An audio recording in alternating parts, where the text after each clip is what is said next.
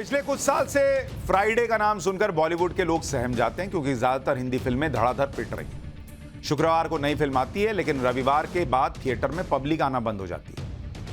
पहले यह माना गया कि यह सब कोरोना की वजह से हो रहा होगा, लोग डरते हैं, नहीं आते हैं थिएटर में।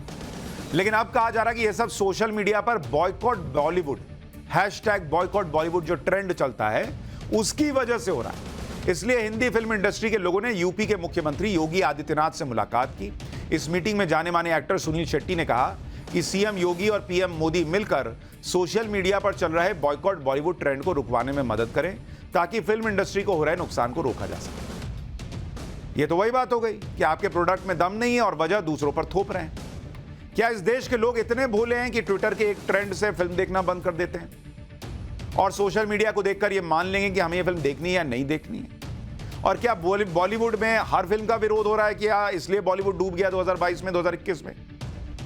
आज मैं आपको ऐसी हिट फिल्मों के बारे में बताऊंगा जो बॉयकॉट ट्रेंड के बाद भी सुपरहिट हुई। तमाम आलोचना के बावजूद दर्शक थिएटर में फिल्म देखने गए और पसंद भी की। लेकिन उससे पहले फिल्म एक्टर सुनील शेट्टी की एक बार बात सुनवा देता हूं जो उन्होंने मुख्यमंत्री योगी आदित्यनाथ से कही थी। फिर जरा फैक्ट्स एंड फिगर्स रखूंगा जो भ्रम दूर करेगी। ऑडियंस की तकलीफ हो रही है तो ऑडियंस को वापस थिएटर्स में बुलाना बहुत बहुत जरूरी है। ये एक हैशटैग जो चल रहा है, #बॉयकॉट बॉलीवुड, आपके कहने से ही ये रुक भी सकता है।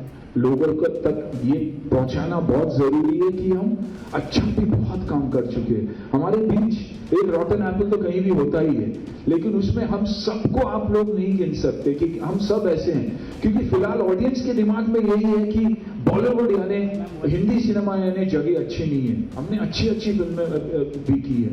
यही है कि ये जो परसेप्शन हमारा चल रहा है कि #बॉयकॉट बॉलीवुड, वो हम सबको मिलकर उसे कैसे हटाया जा सकता है। ये जो ट्विटर पे ट्रेंड चलता रहा है वो कैसे रोका जा सकता है। आई थिंक इस पे अगर ध्यान दे तो और आदरणीय प्रधानमंत्री जी से भी अगर आप ये कहे तो बहुत फर्क पड़ सकता है सर। बस मेरा सिर्फ यही कहना है। सुनील शेट्टी जी की बातें सुनकर ऐसा लग रहा है कि मानो बॉयकॉट बॉलीवुड की वजह से हिंदी फिल्में नहीं चल रही, वरना तो सुपर डुपर हिट हो जाती।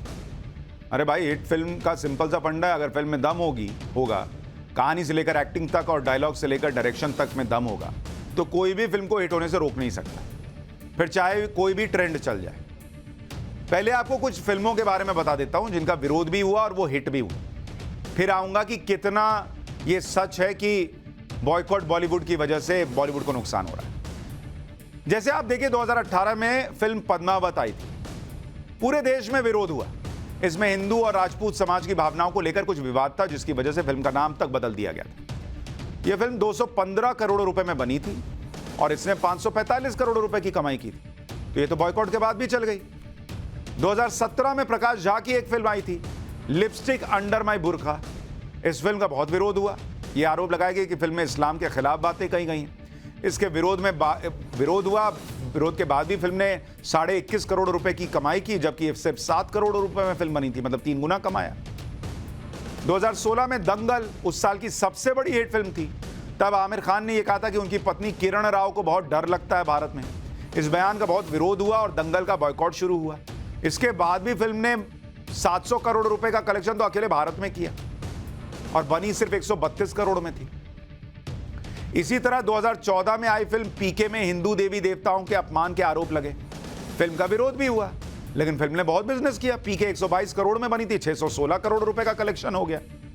2013 में एक फिल्म आई थी, गोलियों की रासलीला रामलीला। इस फिल्म के टाइटल का बहुत विरोध हुआ, लेकिन फिल्म ने 200 करोड़ का बिजनेस किया, जबकि बनी 88 करोड़ में थी।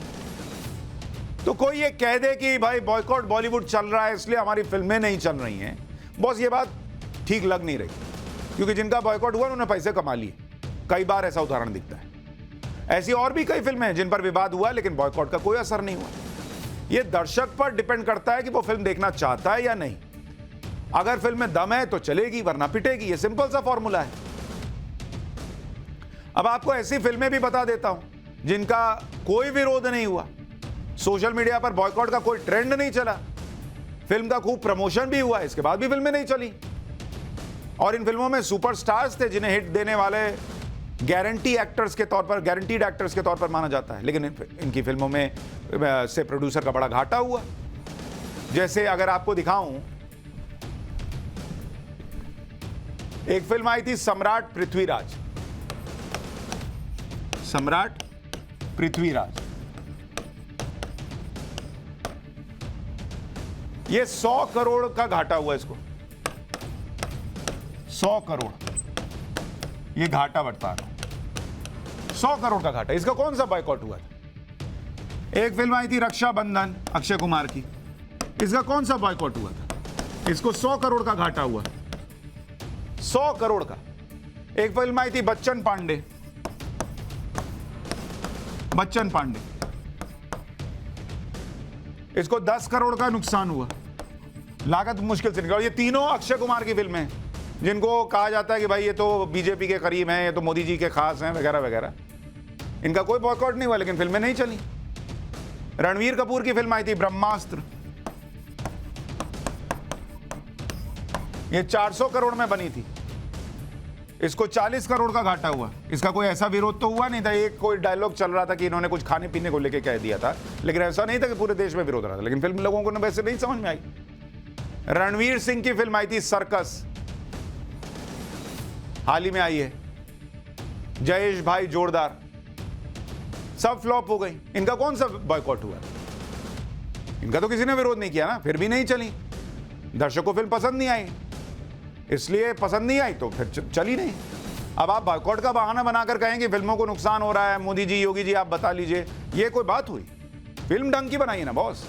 और जैसे आपको पता होता है कि ये फलाने धर्म विशेष को अगर आहत करेंगे तो बॉस मामला गड़बड़ा जाएगा, वैसे ही दूसरे धर्मों का भी ध्यान रखिए।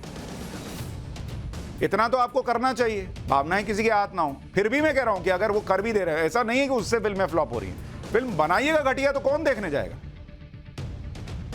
भाई? आमिर खान की फिल्म अभी नहीं चली, कौन सी आई थी वो जो अभी, लाल सिंह चड्ढा, नहीं चली।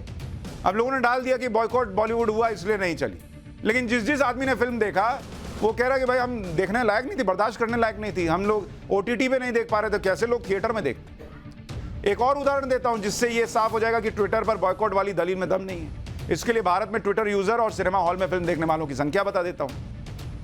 ट्विटर यूजर जो है वो 2 करोड़ 40 लाख हैं।